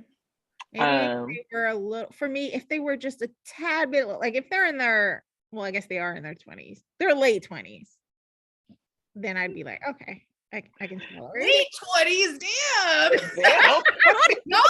Y'all are Puritans. I'm Puritans. That's me, a Puritan. I may be a little bit Puritan, maybe. I don't know. I'm just like, I'm a wild ass reproductive justice person, so I'm just like, yeah, young people have sex, go for it, be safe. Yeah, I just don't want to see it. Like, go ahead, have all the sex that you want, have lots of sex. I don't want to see it. I got you. Also, what I don't want to see, what I have written down, what the fuck is Maxie wearing from head to toe? I don't actually even know what that was about, but I was just like, whatever I saw it, whatever I wrote it, I was over it. I liked her coat with when she had drinks with her mom, or whatever it was. I just liked the coat, but she was wearing all black underneath. Maybe it was like when she was at the house with Chase and BLQ. I don't remember, but it's just a note. It was annoying. I think their continued not dressing of BLQ and Maxie is still annoying. Yeah, BLQ had a little Pentecostal look going on with like the giant blazer, which needs to be tailored. I actually didn't hate the blazer if it had just been tailored. And then I thought she was wearing pants, but that was a maxi skirt. That was a maxi skirt with a giant blazer. Stop dressing her like a Pentecostal. Stop. Good luck in prison, Pete was a great moment for Finn. I love that. Dante is really out here parenting Sunny. I Hate You More by a photo finish was such a flex line from Scott to Sunny. Like, I loved it. Tracking the difference of Nina asking Valentin for help, where he was like, maybe, what is it? Versus Anna, and he was like, yes. What do you want? Of course. So you want to know what it was? Sure, tell me, but the answer is yes. Loved to see it. The mob boss versus the ambulance chaser line from Victor. Amazing. For me, it was reminiscent of Tracey calling the brothers the mob boss versus the Kentucky Fried Lawyer. Yes. The same. Ponytail mob boss. Ponytail mob boss, the Kentucky Fried Lawyer. You know, Tracy's just know how to read. They both had that same energy. And then I just had a couple of takes of about the memorial. More and more, I'm like, maybe Luke isn't dead, because the only reason I'm like thinking that now, before I was like, he probably is, he's never coming back. It was just so lackluster. Like, it was more Cassidines there than anything else. Like, Lucky's over in Africa colonizing and couldn't even send in a video. Like, it was bad.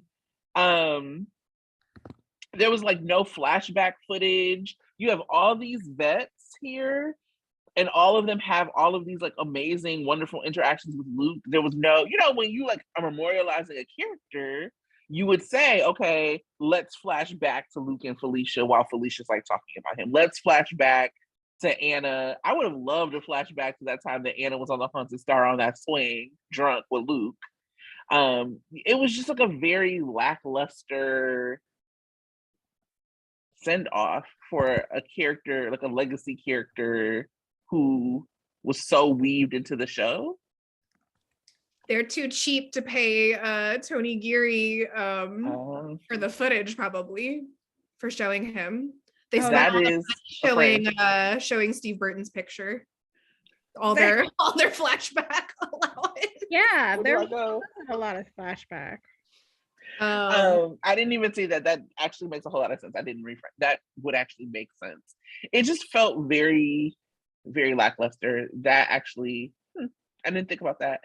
I was also very annoyed that there was no Sunny and Spencer interaction. Yeah. I was like, oh, y'all just not gonna talk? Like, your nephew is about to go to prison. But he's also, let's remember, one, he's also bipolar Sunny now, and he's super focused on Carly. Well, to be fair, he's always bipolar Sunny because he always has bipolar. Without meds. Right. He's off meds Sunny. Off meds Sunny. That's bad. Right. And him being off his meds doesn't absolve him of his responsibility to his family. No, but he's also, along with that though, because what I noticed when he had that scene with that football guy who's his bouncer or something, his tech person, he's like, okay, yeah, I hear you about this other thing. Oh, Stephen A. Smith. Yeah, Carly's more important to me. Like, he's super focused on Carly right now to the point where he's ignoring everything. I understand why. I just think it's bullshit. Yeah. And it also just felt lazy. Bad uncle. Well, it also felt lazy that Spencer wouldn't have, because they have like spoken since court. Like, Sunny came to Kelly's, they've had a conversation. It was actually just a miss of like not showing Spencer like go hit him on the shoulder or saying what's up uncle or like whatever it was. There was like no interaction. They just missed each other, and I don't think that that's actually accurate for how, like, he's focused on Carly for sure, but not enough not to run up on Chase. Mm-hmm. Like, you know what I mean? Like, not enough not to be getting into bar fights that are not about Carly. It just, to me, felt like lazy writing and not honoring like the relationships that like are set to have. Which is why like we had Carson drama at the Luke Memorial. Who cares? So I was not a fan of that. I was like, you talk to my child. I'm about to come get my child, him and Wheezy. Come on, we get in the car. We leaving. That's how I feel about it. Those are my takes. You remind me of a black auntie. Come on, get in the car. Let's go. In the car. We leaving. Right. Yeah. Your parents are tripping right now. I'm going to take you. Because that's what the neighborhood auntie would do. I feel like I'm gonna just go snatch Weezy out their arms. Give me this baby. This is my baby now. Okay, y'all don't know how to act. Y'all don't know how to protect this baby with a vase. Are you just out here raising all the children of Port Charles? You're like, Just those two. Spencer, get in the car. Just those two. Cameron, get in the trunk. The trunk. You must not be a Chaos fan. The trunk. You can't get in the car, not the back seat. You gotta get this. You know, he's walking on some thin ice with me, young man. But let's go ahead and transition into predictions and speculation, so we can talk more about that. All right. Because it sounds like you got something on your chest you need to put off your chest right now. I might hold it for another time. I don't want to go off on Cameron preemptively based on what I think he might do, but we'll see. But before we get into that, let's hit back on this, like, Luke's memorial, and the ramifications of that, right? So we have the Ice Princess coming back up. We have Jennifer Smith coming back up. We have that video from Helena. And we have Spencer, like, also, like, kind of the way that he was watching Helena was really interesting to me. Like, he was very amused at his great-grandmother. At the very least, he was amused, if not admiring. I was also amused. So what, there's also the speculation on, like, is Luke really alive? And, why have this memorial at this time? So I'm wondering for y'all, like, what are some of your thoughts about what either you see, what you guess might happen, or what you might want to see from the storyline?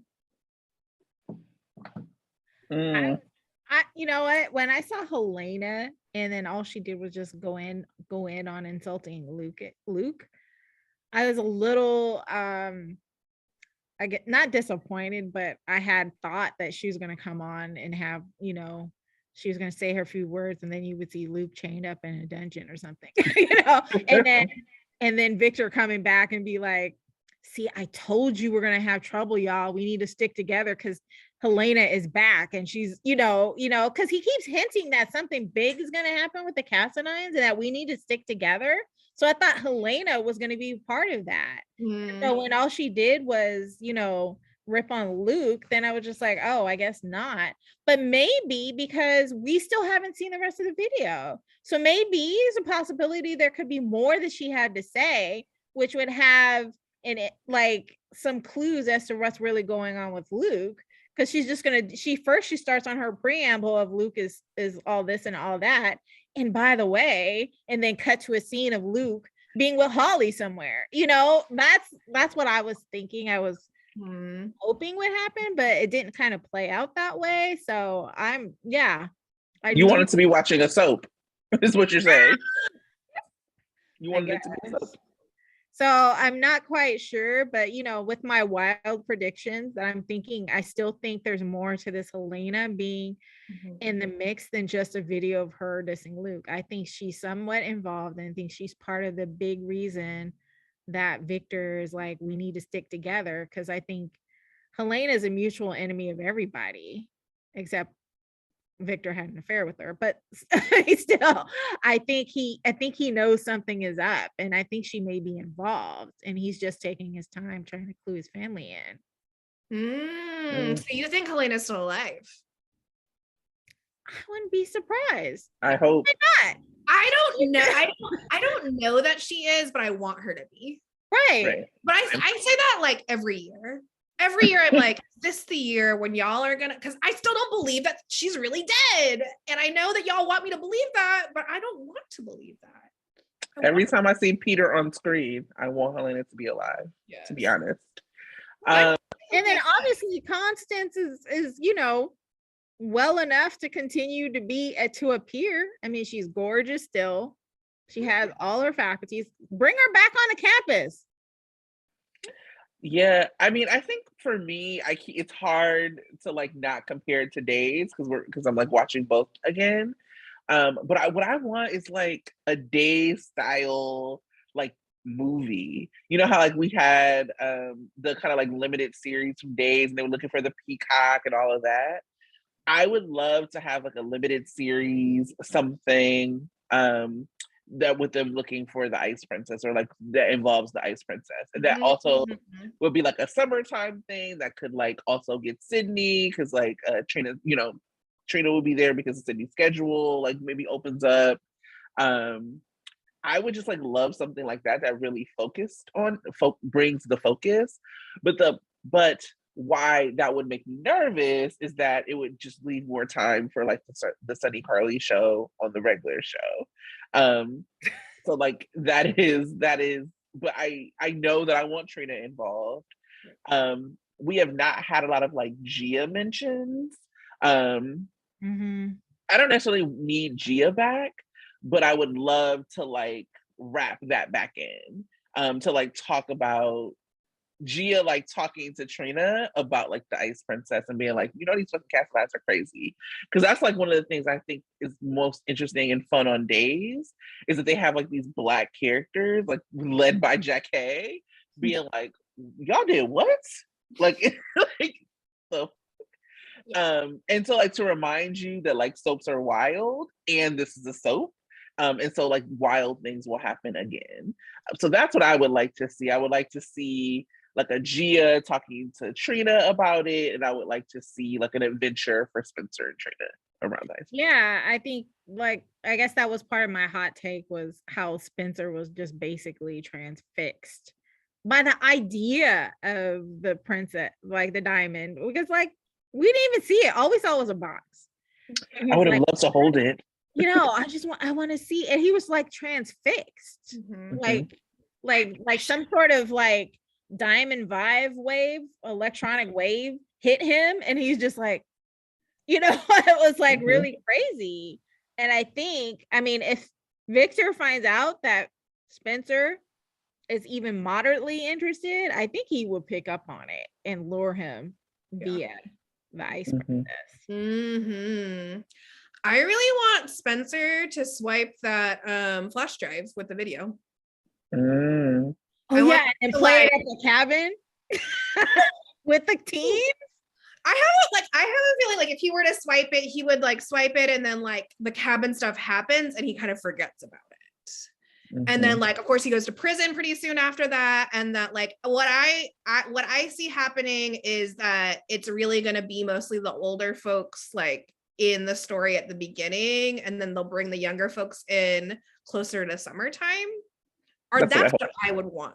So that the story is still moving, but then the kids get to come in, and along the way they're helping with the exposition.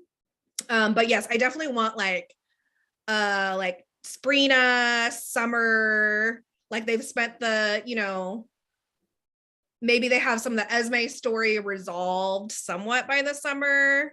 I mean, not to say that it's going to be completely resolved because Esme is going to be around being crazy for a long time. But for them to kind of shift focus. And who knows, I'm sure Esme would love to have herself a little evil weather machine, like let's get Esme in there trying to get that diamond, and what role might she also play? So I'm excited for that. And I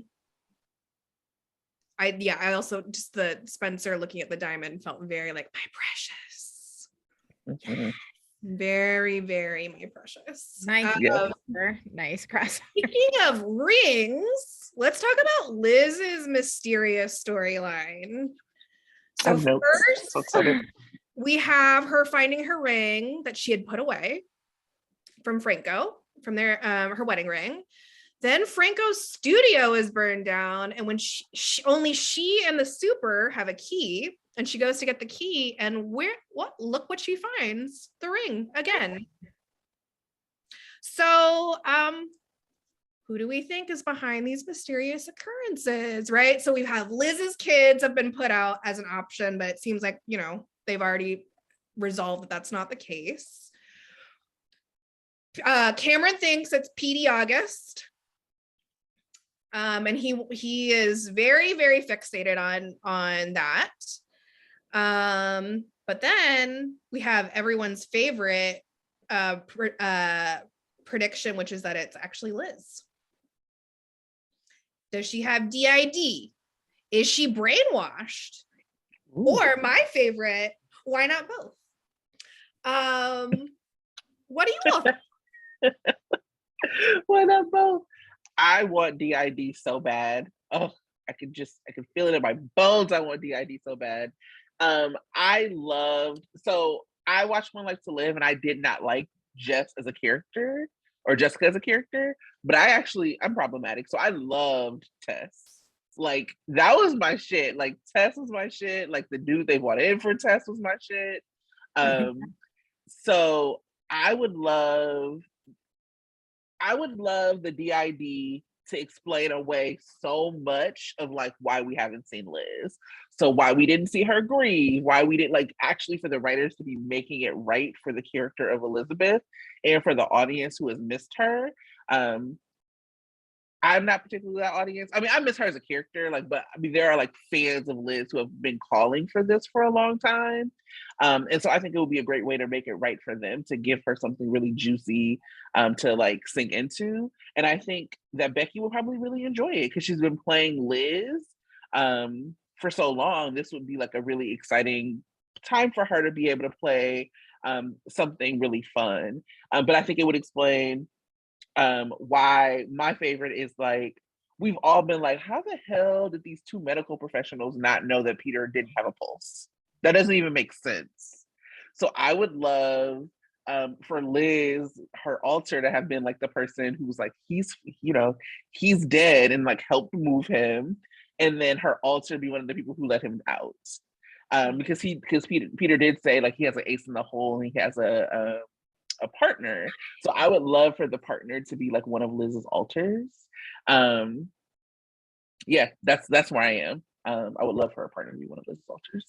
I like it because I also think it has a great potential to kind of explain Elizabeth's history. Like, I really feel like Elizabeth is super hypocritical when she's like, I'm good versus Carly versus everybody else. Like, I can look down on Maxie. I can look down on all this stuff when she's done similar things herself. And it kind of was weird to me. Like, she almost has this dual, kind of personality or self-image of herself. Mm-hmm. And it would kind of explain some of her past behavior, like how she could go and have an affair with Nicholas, or how she could, like, all the trauma where she saw that Rick had kidnapped Carly. It was just like after whatever happened, I think she passed out or fainted. She conveniently forgot it. I think DID would kind of explain a lot. And I think even if they don't go, because I think they did that a little bit with Jessica, where the DID explained some of her past behaviors. Even if they didn't do that with Elizabeth, I think it would be great because they would actually explore it or think about it, and we get to relive those moments with Liz. And I think it will really respect her long history with the show and be able to give opportunity for people who are new to Liz and a new opportunity to learn more about her and who she was. And so I am super excited about it being possibly DID, because I think it would be great to have a lot of focus on Elizabeth and her past with the show. And just to see stretch her as an actress, I think would be great. I also wonder if that's like, I mean, I'm not trying to be funny, why she doesn't have chemistry with Finn. Absolutely, that was one of the first things that I thought of, actually, because the other, like, Becky Hurst has just never not had chemistry with people. You know what I'm saying? Like, even in couples and pairs I didn't like, I could see it, and this is just painful. And I wonder, like, if that plays into it. Yeah, that one scene where they have their date, and at first she's like, yeah, I don't drink, and then all of a sudden I want a bottle of wine. It's like maybe she part of her thinks that she doesn't drink. But actually, I think she yeah, just didn't want to have a drink or something. But yeah. I don't know, but it would be like a really interesting thing where it's like her different personalities were coming to play at that one dinner. I just have noticed when watching her with Finn, I just like, this isn't how Elizabeth acts when she's like in a pairing. Like it just has felt so disconnected. And so that was like one of the first things I was like, oh, well, that would explain why this whole Finn Lizzie yuckiness. And I hope it also like makes the relationship go away. Because I'm like, this relationship is not anything that needs to survive a DID storyline, because we also know those are long as hell. As like former One Life to Live viewers.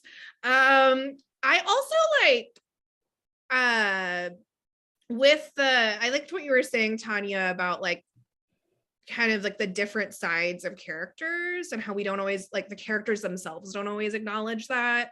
And how like DID storylines are basically just like extended metaphors for the ways that people compartmentalize, because like a lot of like all the characters in a lot of ways are hypocritical, and like we ourselves as people are too, because like we have to have this certain image of ourselves oftentimes to like get through our lives and like put away the things that we don't want to look at. And that's basically like what's fun about DID storylines. It's like forcing these other parts of the characters that their like normal self would never let anyone see.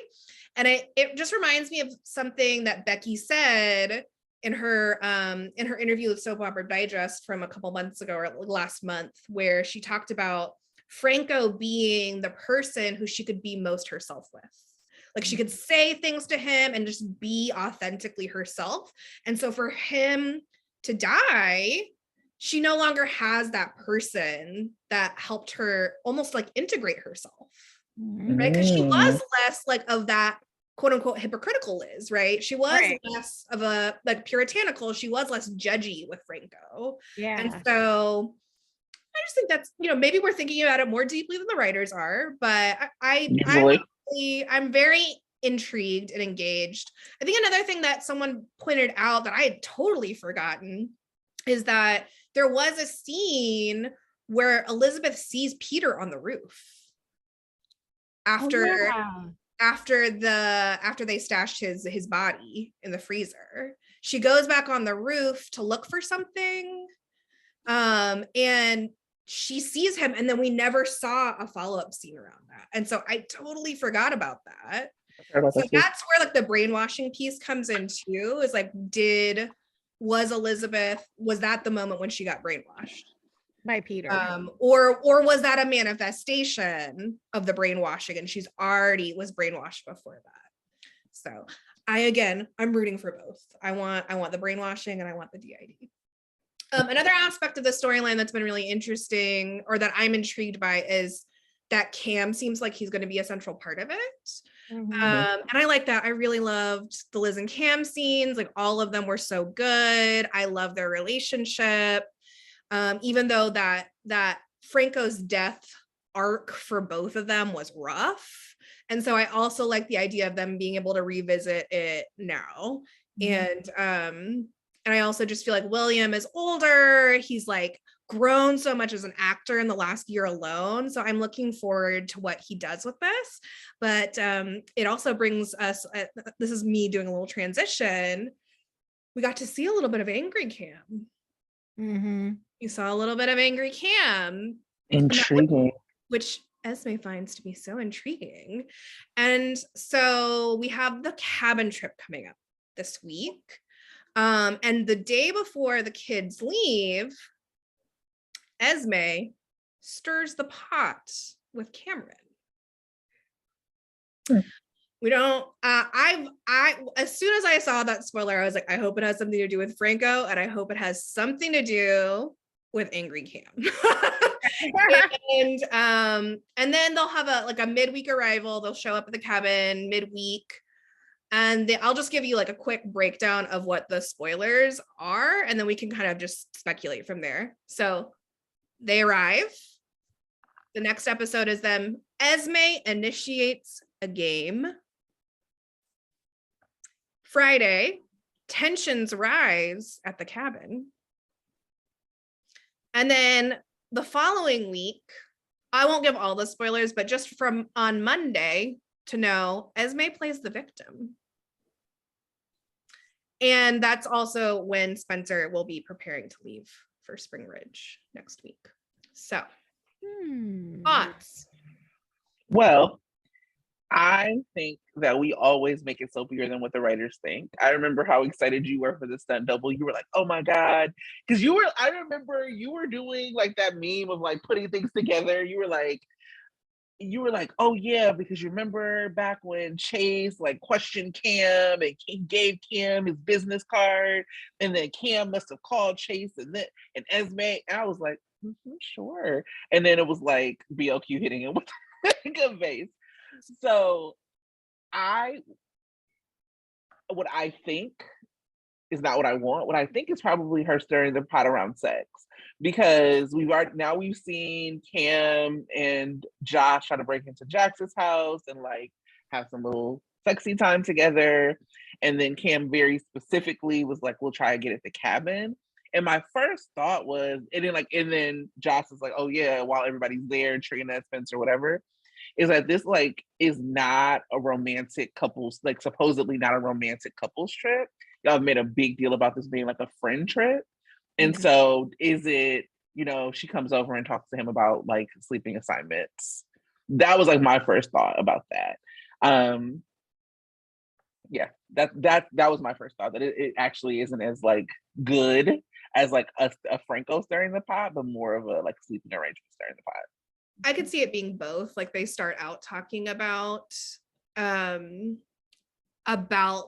sleeping arrangements, or that comes up, but I'm still holding on, and maybe I'm gonna shoot for the stars that he's going to share in some way about the situation, and it's gonna start laying the groundwork for her to use that to manipulate him.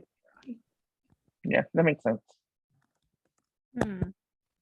I don't know what it will be, but I'm still thinking about the prescription that she like how that's gonna come into play. Like, is she gonna drug some people and make some people think they had sex when they didn't? That's been a popular point of speculation. Yeah. I feel I have such mixed feelings about that. I think it's like it would be soapy, and I also I'm like, I don't want any actual consent violation to happen. Right. I just don't. I don't think that's the direction that any storyline on GH needs to take. Things are already so miserable. Yeah, but I'm just like, what prescription could be used for this cabin storyline? I don't know. Yeah, I don't know if it's for the cabin storyline. My thought around it is that they have been so careful with consent, especially when it comes to like the Nina Sunny storyline, that it makes it really hard for me to believe that they would do consent violations with the kids. Yeah. Yeah, I was hoping that the prescriptions would be like a red herring, like we're supposed to be worried about the cabin, and that it actually shows up in like with Ryan. I think I saw someone say that they thought that it was a prescription to help wake Ryan up out of his whatever. Locked in. Oh. I don't know. I thought that it got me thinking about like, oh, what if this is actually about something else? Or what if she drugs Harmony? Ooh, I have been curious about when Harmony's gonna like come into play with the Spring Ridge storyline, and like is one of the ways that she redeems herself to the family is through like helping Spencer, helping Alexis like sort out that mess. Yeah. I think for me that Joss and Trina piece comes up again of like, I really want to see Joss and Trina interact in a meaningful way, because we haven't seen them in a scene together since they were talking about Cam and Joss having sex. So like I think they've had phone calls since then, but we haven't actually seen them like physically in a scene together. And I don't really want a big schism between them at this point. It's like we see them so infrequently together anyway. So what I'm assuming is that there will be tension, and that I'm hoping that because Joss is already paying so close attention to Esme, that whatever like Esme is plotting, that either Joss circumvents or like it becomes clear pretty quickly to her and hopefully everyone else that like not all is what it seems. And so I imagine that that's what a lot of like actually the following week is going to be, is like Esme trying to frame whatever her plan backfires in some way, but Esme trying to frame herself as the victim, and that falling away, especially for Spencer. I think that going into his stint at Spring Ridge, if he doesn't already know something really wrong is up with Esme, he's gonna have like really, really strong suspicions, which also like heightens the drama for him going in. And being at mercy for the next 30 days. I'm also thinking like, I wonder if Joss is gonna, especially with the Esme proposals a game, Joss is gonna be tracking Esme so hard that she can't get away with Kim, because I think that like some of the speculation is that she's gonna be trying to like make Trina feel better, and so therefore she won't like dip off with Kim to do whatever.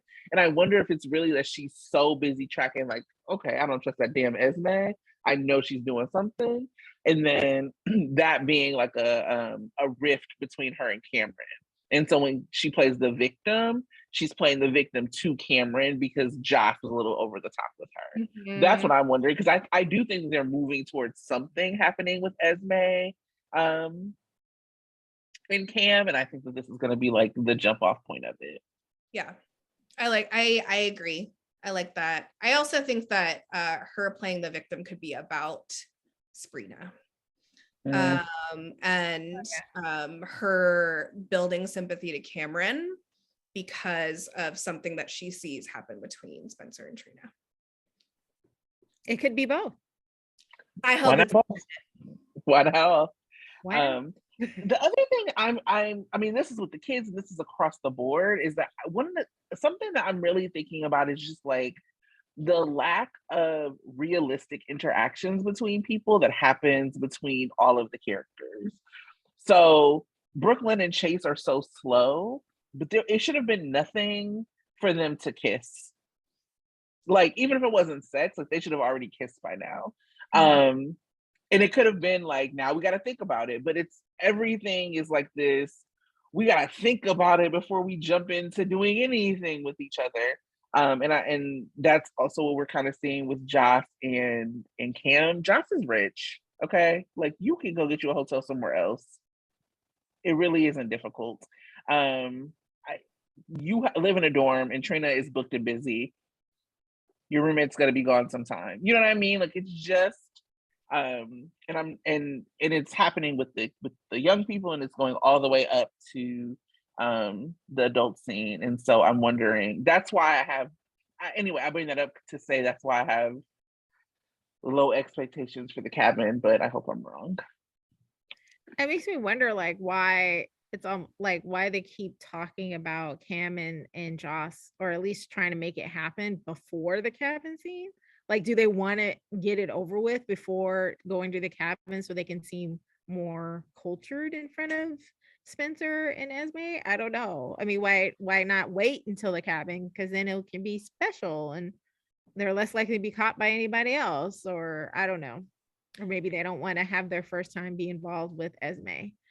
Yeah, they said like Cam said, oh, we can try again at the cabin, and Joss was like, oh, you mean with like everyone around?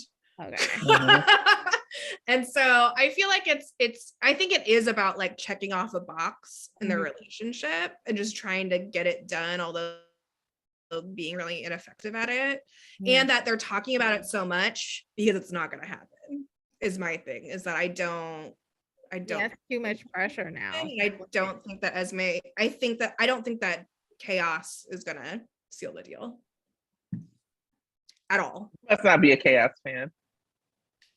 I could never. I am a fan of the actors and the characters individually, but no, I am not a chaos fan. Actually, I might not be either. I mean, at the time when they were first getting together, I was like, finally. And now that they're together, I'm just like, I'm not a fan of the trope. Yeah, I'm not a fan of I think that they both would be more interesting with other people, like for a soap storyline. You know what I'm saying? And if they were gonna put them together, then it should have they should have already had sex. They should have already done. They should have done more than what they've done in general. Some adventure, some this, some that. It just is not working. What? And I feel like they're not being set up to be like an end game couple. Like I think they're set up to be like an adult, like a youthful transition into more adult couplings for both of them. I think they were put together because they clearly were going to be like moving towards a Spencer and Trina storyline, and they needed that contrast of like Cam and Joss being together, just to also give them something to do. And that I think Cam's going to lose his virginity to Esme, and I think that's much more interesting. I think so too. And also I keep remembering the Charlie wedding where like Joss was kind of like, I don't know if I'll ever fall in love again. I'm like, yeah, your boyfriend's here. I missed that. Wow. Yep. It's probably because you like didn't want to watch that Charlie wedding because it was Yeah, I probably trash. It. But yeah, I think that's right. I actually really like both of those actors and both of those characters. And I want better for them than the boring stuff they've been written. Yes. Because I'm a fan of them individually, that's why I'm not a fan of them as a couple. I stand by that. Yeah.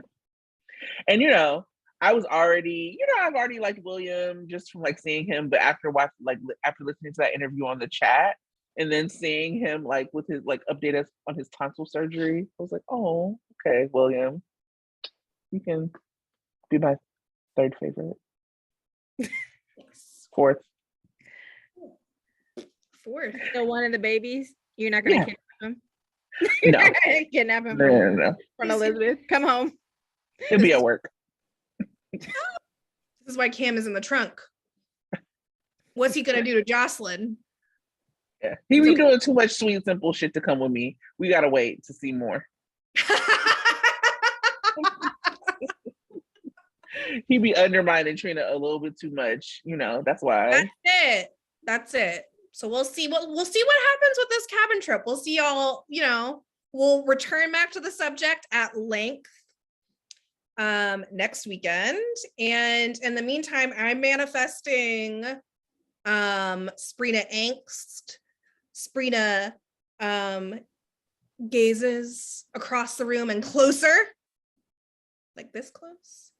And also lots of Spencer being disrespectful to Esme with his unabashed love for Trina. Hand holding. They love Esme. You do love it. I would love for them to escalate beyond that. But we'll see. I'm open.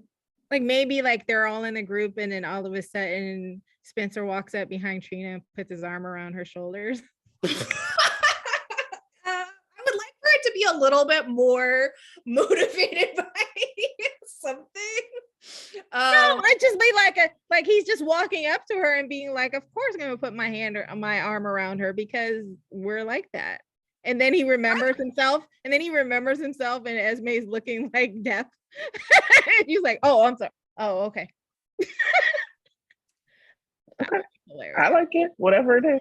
A more furtive, like they don't know they're being watched type thing. That's my preference personally. I'm here for the chaos. Yeah.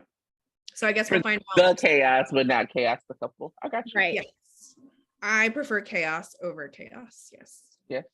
But what I am here for is whatever Eden is about to do, because she Very like or whatever Josh is about to do, because Eden is very excited for it. And we know she can do it. I loved that fight she had with Nell on the dock. Like, and now she's a little bit older too. Mhm. So she's ready to be messy. And I'm Yeah. ready for it for her. I know that when Eden is excited, it's gonna be messy because Eden loves mess. So Yeah. Eden loves soaps. And I'm ready for Josh to be allowed to be really soapy. and to stand up for Trina's honor, That's right. her true love. There's off the cabin, if we're not done, or if we are done. Maurice put out a spoiler tweet. Had great scenes today with Lexi Ainsworth. I was like, what? Oh yeah. I was like, does that They heard mean? your sermon. Yes, they heard the sermon. I'm super excited.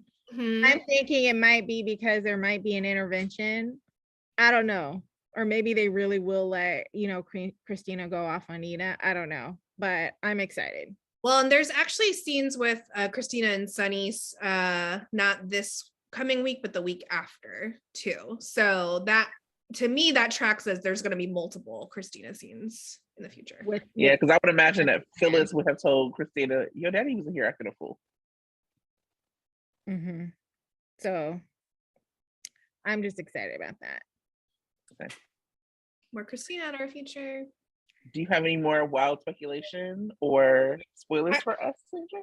I do, but I'm going to hold them for another time. I'm excited for that. Okay, well, I have a big thing. I don't even know if I told you this, Tonya. So I'm going to be contributing to Soap Central. Yeah. So I'll be writing the Tuesday recap. So that's the contribution. And then maybe other like small articles along the way. So that's really exciting. So the Tuesday recaps for General Hospital. Because you said you submitted something and it got accepted. And yeah. Yeah, I did a whole writing sample of like what I wanted to see for 2016 or 2016. What did I just say? 2022. No, woo. If only we could go back to 2016 and redo it. Wow. Oh Lord. Woo, Lord. So that's happening. And so exciting stuff. Congratulations. Hey. And also congratulations to us because we get to read your recaps now. Oh yeah. To all of us collectively. And maybe some more of my hot takes, but I think my hot takes might be a little spicy for this. Like, so there's a home for all takes somewhere. They will welcome it because it's so different. All right. Well, that was episode 20.